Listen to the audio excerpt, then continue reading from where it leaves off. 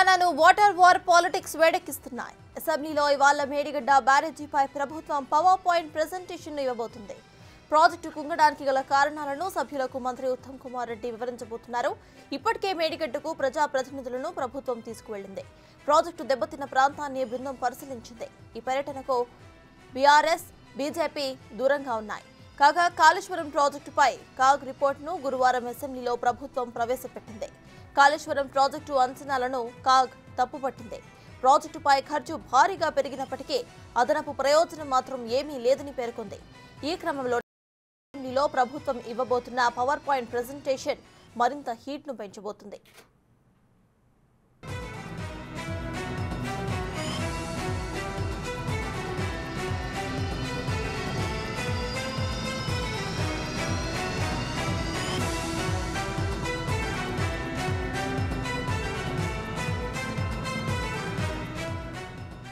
మరోవైపు సాగునీటి ప్రాజెక్టులపై ప్రభుత్వం శ్వేతపత్రం విడుదల చేయబోతోంది. ఈ నేపథ్యంలో సభలో వాడి వేడిగా చర్చ జరిగే ఛాన్స్ ఉంది.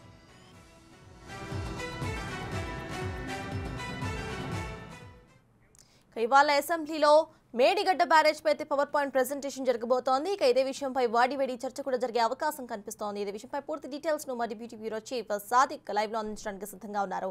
సాదిక్, చెప్పండి, ఇవాళ అయితే అసెంబ్లీలో పవర్ పాయింట్ ప్రెజెంటేషన్ ను ప్రతిపాదించబోతోంది ప్రభుత్వం. దీన్ని ఎలా చూడొచ్చంటారు? ఇక చర్చలు ఎలా సాగే అవకాశం ఉందనుకోవచ్చు? సర్తాజ్ మరి కాసేపట్లో అసెంబ్లీ బడ్జెట్ సమావేశాలు ప్రారంభం కాబోతున్నాయి. ఇందులో ప్రధానంగా చూసినట్లయితే 10 గంటలకు స్టార్ట్ అవడంతోనే 0 అవర్ ఉండే అవకాశం ఉన్నట్టు తెలుస్తుంది. 0 అవర్ తర్వాత సాగునీటి ప్రాజెక్టులపై శ్వేతపత్రం లేదా వైట్ పేపర్ రిలీజ్ చేసేందుకు ప్రభుత్వం రంగం సిద్ధం చేసింది. ఈ మేరకు పవర్ పాయింట్ ప్రెజెంటేషన్ ఇచ్చేందుకు కూడా ఉత్తమ్ కుమార్ రెడ్డి, ముఖ్యమంత్రి రేవంత్ రెడ్డి పూర్తి స్థాయిలో ప్రిపేర్ అయ్యి ఉన్నారు. ప్రధానంగా గత ప్రభుత్వాలు సాగునీటి ప్రాజెక్టులపై చేసిన అవకతవకలన్నింటినీ కూడా బహిర్గతం చేసేందుకు రేవంత్ రెడ్డి సర్కార్ అయితే సిద్ధమవుతుంది. 1,00,000 కోట్లు వెచ్చించి కాళేశ్వరం ప్రాజెక్టు అయినటువంటి మేడిగడ్డ, అన్నారం, సుందీళ్ల ప్రాజెక్టు బ్యారేజీలను నిర్మించి దానిలో అనేక అవకతవకలు జరిగాయి.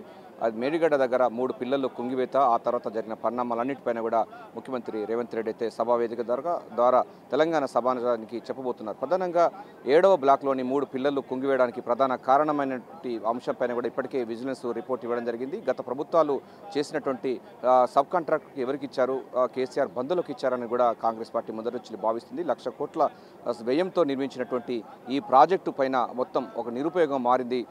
అంటే ఒక ఎకరానికి 45,000 సంబంధించినటువంటి ఖర్చు అవుతుంది. సో ఇది నిరుపయోగమైన ప్రాజెక్ట్ అని కూడా కాంగ్రెస్ పార్టీ మొదటి నుంచి చెప్తా ఉంది. ఇదే అంశంపైన కూడా కాగ్ నివేదిక కూడా బహిర్గతం చేయడం జరిగింది. కాగ్ నివేదికలో విస్తుపోయేటువంటి నిజాలు కూడా బయటపెట్టడం జరిగింది. గత ప్రభుత్వాలు చేసినటువంటి ఆర్థిక క్రమశిక్షణ లేకపోవడం, అదేవిధంగా కాళేశ్వరం ప్రాజెక్టులో చాలా మట్టుకు లోపభూయిష్టంగా ఉందని కూడా కాగ్ కూడా తప్పుపట్టింది, ఎండగట్టినటువంటి సందర్భం ఉంది. గత ప్రభుత్వాలు సాగునీటి ప్రాజెక్టులపైన పూర్తి స్థాయిలో చేసినటువంటి అవినీతి అంతా కూడా బయటకు తీసేందుకు ఇప్పటికే జ్యుడిషియల్ ఎంక్వైరీ చేస్తామని కూడా ప్రభుత్వం ప్రకటించింది.